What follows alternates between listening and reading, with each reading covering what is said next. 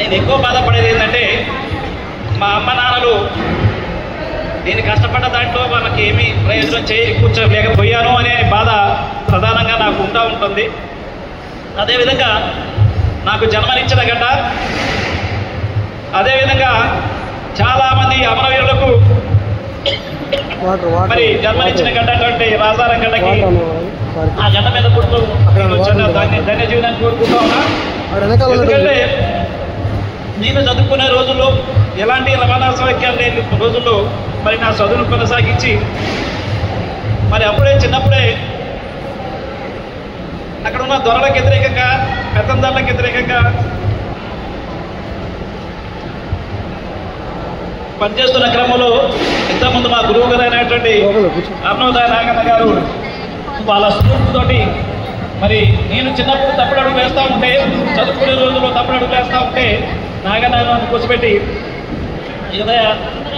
ప్రయోజకుడు కావాలా, సమాజ మార్పు గమనంలో నీ వంతు పాత్ర పోషించాలి కాబట్టి నువ్వు సక్రమైన చదువు చదివి మన ప్రజలందరికీ ఏదైతే అక్కడ వర్గాలు ఉన్న ప్రజలందరూ చాలా మంది ఉన్నారు, మీకంటే బీద స్థితిలో ఉన్న వాళ్ళు ఉన్నారు, మీ తల్లిదండ్రుల కంటే ఇంకా బీద స్థితిలో ఉన్న వాళ్ళు ఉన్నారు, వాళ్ళందరి వరకు మనం పాల్గొనాలని మా కథ మాకు ఇబ్బందులు చేశారు. మా గురువులైనటువంటి శ్రీకాంత శ్రీహరి గారు, అదేవిధంగా మా ఊరు పెద్దలు నరసింహారెడ్డి గారు, మధ్యరెడ్డి గారు, మరి వసంత ఇంకా మిత్రులందరూ చాలామంది అక్కడ సామవాదారెడ్డి గారు అయితే మరి మైక్ పట్టుకోవాలి, అభిలాష మైక్ పట్టుకోవాలన్నారు. చాలామంది మిత్రులు చేతులు వాడుతున్నారు. అదేవిధంగా మా భక్తులు, మా చిన్న పెద్ద కొడుకులు నేను నడవలేని పరిస్థితుల్లో ఉన్నప్పుడు నాకు కళ సహాయంతో నడిపించడానికి బాగా ప్రయత్నం చేశారు. వాళ్ళందరికీ మరి నేను రుణపడి ఉన్నా. అదేవిధంగా మా అన్నయ్యలు చదువుకునే రోజుల్లో వాళ్ళు రోజు కూలిపోతూ ఇతర ప్రాంతాలకు వలసపోయి కూలి పని చేసి ఆ వచ్చిన కూలి పనితోటి నన్ను చదివించడానికి ప్రయత్నం చేశారు. అదేవిధంగా మా ఊరు గ్రామ ప్రజలందరికీ మరి నేను చాలా రుణపడి ఉంటాను. ఎందుకంటే నన్ను ప్రతి విషయంలో నేనేదో దళిత కుటుంబంలో పుట్టినప్పటికీ నన్ను అందరూ గౌరవంగా ఒక ESR లాగా, ఒక పెద్దవాళ్ళలాగా నన్ను అందరూ గౌరవిస్తే పరిస్థితి మరి ఆ ఊరు ప్రజలకు ఉన్నది. వారందరికీ పేరు పేరున ధన్యవాదాలు తెలియజేస్తూ, అదేవిధంగా ఈ డిపార్ట్మెంట్లో రావడానికి వచ్చిన తర్వాత ఉద్యోగరీత్యా మరి నేను ఎక్కడ ఉన్నా అక్కడే ఉండి ఉద్యోగం వస్తే ఎక్కడ ప్లేస్ ఇస్తే అక్కడ కూర్చొని పిల్లల కొరకు మరి నా దగ్గర చదువుకునే పిల్లలు ముఖ్యంగా ఏంటంటే మరి కల్లూరులో నేను పోయినప్పుడు పరిస్థితి 14 మందితోటి హాస్టల్ పిల్లలు ఉన్నారు.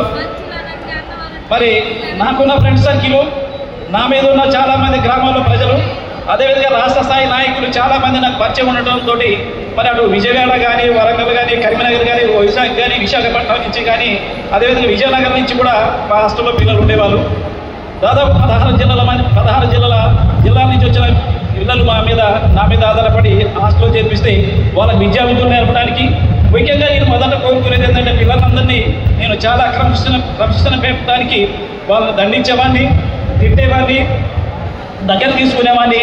వాళ్ళు చదువు ఒక విలువ ఏంటి, రాజ్యాంగం మనకి హక్కులు కల్పిస్తూ ఉంది, హాస్టల్స్ ఉద్దేశం ఏంటి, హాస్టల్స్ పెట్టడానికి మరి హాస్టల్స్ చదువుకునే పిల్లలు ఎట్లా ఉండాలా, ఏ స్థాయిలో ఉండాలా, కార్పొరేట్ స్థాయిలో అప్పుడు మరి ప్రైవేట్ స్కూల్లో చదివే విద్యార్థుల పోటీకి ఎట్లా మనం సమాజంలో నిలబడాలనే ఉద్దేశంతో హాస్టల్లో పిల్లలందరినీ వాళ్ళని విద్యాపరంగా, కల్చరల్ ప్రకారంగా మరి మిగతా అన్ని విషయాలలో పోటీ పడే విధంగా తయారు చేయడానికి ఆ రోజుల్లో చాలా ప్రయత్నాలు చేశాం.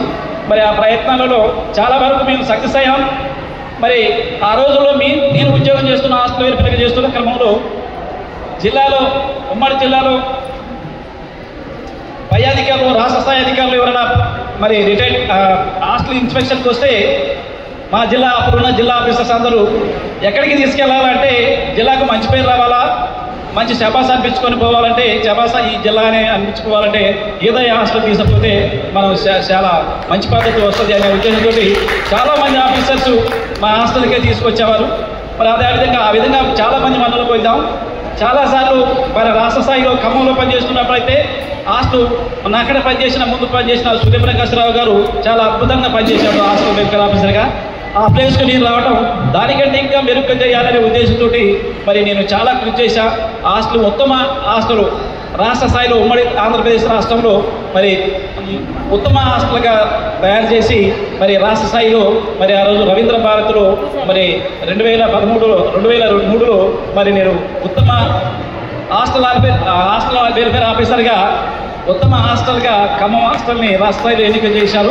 మరి దానికి నేను ఆ రోజు అవార్డు తీసుకోవడం జరిగింది.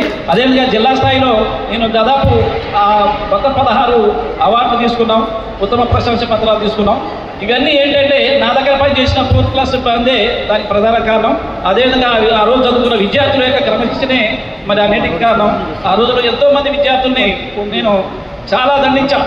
చాలా వయసు పిల్లలు, నా అంత వయసు ఆ రోజు మేము ఉద్యోగానికి వచ్చినప్పుడు నాకు 28 సంవత్సరాలు అయితే పిల్లలు అంత పెద్ద పిల్లలు, చాలా పెద్ద పిల్లలు 20 సంవత్సరాల పిల్లలు కూడా హాస్టల్లో ఉండేవాళ్ళు.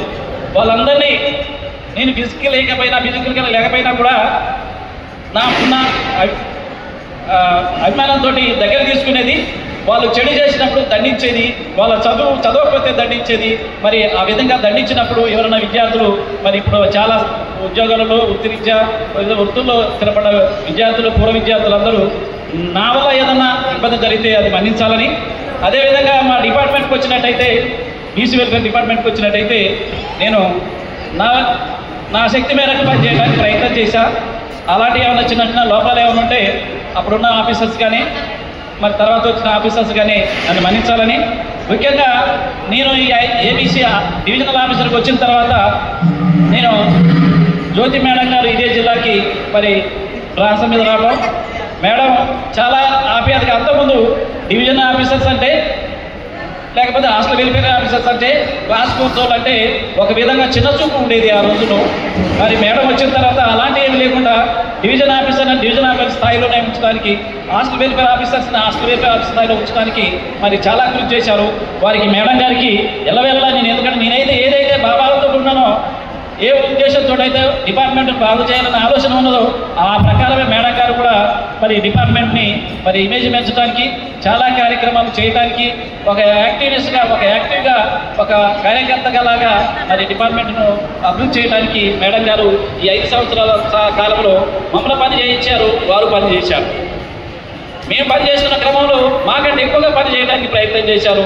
జిల్లా కలెక్టర్ల దగ్గర, మంత్రుల దగ్గర, ఎమ్మెల్యేల దగ్గర చాలా ప్రశంసలు మా డిపార్ట్మెంట్కి వచ్చాయి. అది మేడం గారి దైవమే.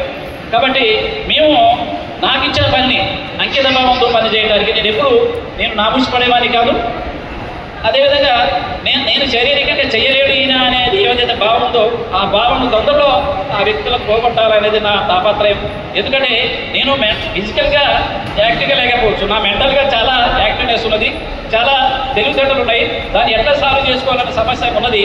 కానీ నేను అందుకనే మిగతా వాళ్ళతో అవయవాలు అన్నీ ఉన్న వాళ్ళకంటే ఎక్కువగా పనిచేసి నిరూపించాలి, వీళ్ళు ఎన్నింటిలో తీసుకోరు అనే దాంతో నేను అందుకనే అన్ని యూనియన్లో నేను విద్యాసంఘంగా ఉన్నప్పుడు పీడిఎస్ విద్యాసంఘంగా ఉన్నా, యూనివర్సిటీలో ఉన్నా, కాలేజీలో ఉన్నా, అదేవిధంగా మరి ఉద్యోగాలు ఇచ్చి వచ్చిన తర్వాత హాస్టల్ వెల్ఫేర్ ఆఫీసర్స్గా, వార్డెన్గా అన్ని సంఘాలలో పనిచేశారు.